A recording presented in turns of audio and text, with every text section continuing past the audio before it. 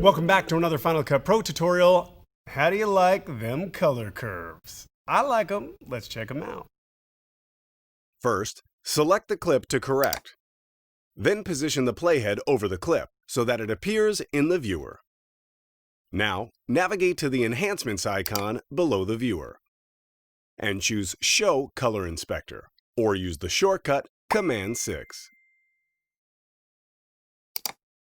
Navigate to the top right, click on the pop-up menu at the top, and add the Color Curves effect. The controls will appear in the Color Inspector. We can control the view by navigating to the top of the inspector and either choosing All Curves or Single Curves, which will show one color curve at a time. And we can select which curve is displayed. We'll set it back to All Curves. We can see we have a Luma curve which controls the lights and darks of our image, as well as a red, green, and blue curve. By default, each curve will start out with a straight diagonal line, indicating that no changes have been made. For every curve, the left of the line represents the shadows, and the right side represents highlights. So the middle of the line encompasses all values in between. To adjust the darkest and lightest points, drag the control points on the ends of the Luma curve.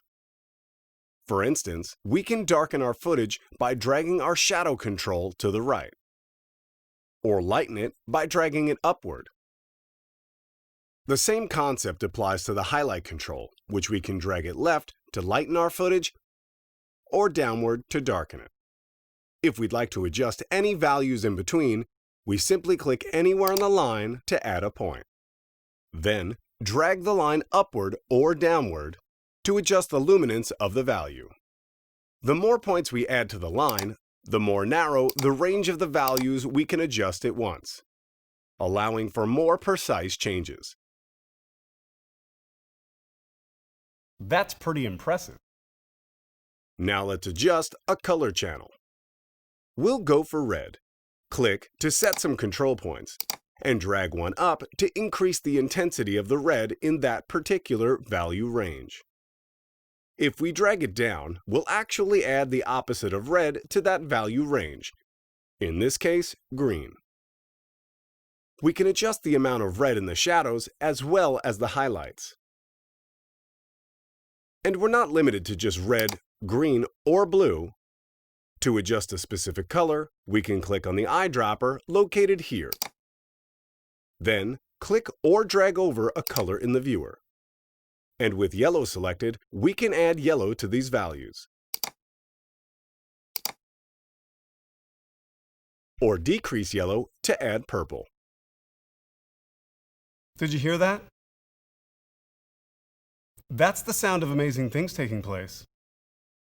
Color Curves also gives us a way to adjust the white balance. To do this, select the eyedropper from any curve. Then, click or drag over an area that should be white. A vertical gray line will appear on the color curve.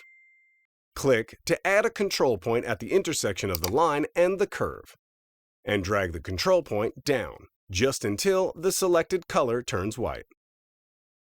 If you drag too far, you'll add too much of the complementary color, which in this case is blue.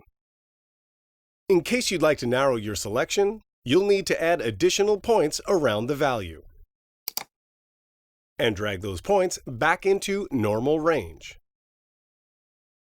To delete a control point, select it and press Delete. And to reset the values for the color curve, click the Reset button.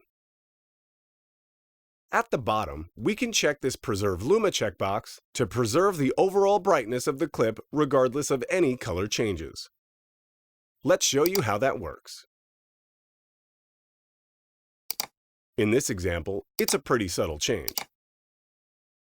And we can adjust the mix to adjust how much of the original image blends with the color-corrected image. This was a basic guide on how to use the Color Curves tool. But if you'd like to learn more on how to color balance real footage, check out the tutorial linked in the description below.